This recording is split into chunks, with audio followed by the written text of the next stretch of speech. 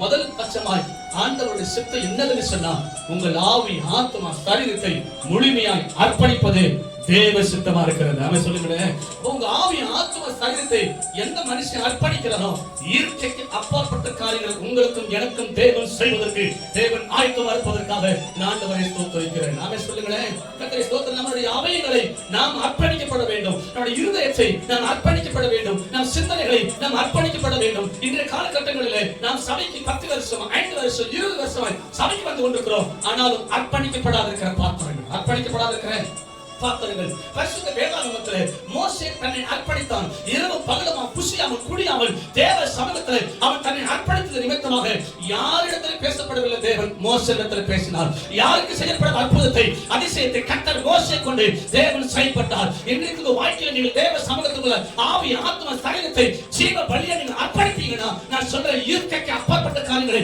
மோசேக்கு மாத்திரமல்ல தேவன் உங்களுக்கும் செய்வதற்கு இந்த தேவன் நல்லவராக இருப்பதற்காக ஆண்டவரை ஸ்தோத்திரிக்கிறேன். கவனித்து பாருங்கள், ஆபிரகாம் தன்னுடைய மகனாக ஈசாக்கை ஜீவ பலியாக அர்ப்பணிக்கும்படியாக கொண்டு போய் மலையிலே அர்ப்பணித்தார். இப்படி அர்ப்பணிப்பது நிமித்தமாய் தன் சரீரத்தை ஜீவ பலியாய் அர்ப்பணிக்கிற அந்த ஈசாக்குக்கு யெகோவா ஈரே எல்லாவற்றையும் பார்த்துக் கொண்டார். எல்லாவற்றையும் தேவன் தேவைகளை சந்தித்தார். ஆண்டவர் உங்க ஆவி ஆத்மா சரீரத்தை நீங்கள் அர்ப்பணிக்கிறது உண்மையானால் நான் சொல்லுகிறேன், யெகோவா ஈரே யெகோவா தேவன் உங்க தேவைகளை அத்தனையும் தேவன் சந்திப்பார் என்பதிலே சந்தேகமில்லை. நாம அது மாத்திரமில்லை, பரிசுத்த வேதாகமத்திலே தாவீது இருக்கட்டும், தானியேல் இருக்கட்டும், இவர்கள் அத்தனை பேர் தங்களுடைய ஆவி ஆத்மா சரீரத்தை ஜீவ பலியாய் அர்ப்பணிக்கப்பட்டது நிமித்தமாக கர்த்தரை ஸ்தோத்திரம். தாவீதுக்கு முன்பதாய் காணப்பட்ட ராட்சதர்கள் கோலியாத்துகள் அவனுக்கு விரோதமாய் எழும்பின சத்துருக்கள் நடுவிலே அவனுக்கு ஒரு பந்தியை ஆயத்தப்படுத்தி அவன் தலையை எண்ணெயால் அபிஷேகம் பண்ணி அவனை கர்த்தர் தாமே சத்துருக்கள் மத்தியில் தலைகளை உயர்த்திருக்கிறார். ஆண்டவர் தாவீதுக்கு மாத்திரமல்ல, தானியேலும் சாத்ராக் மேஷாக் ஆபேத்நேகோ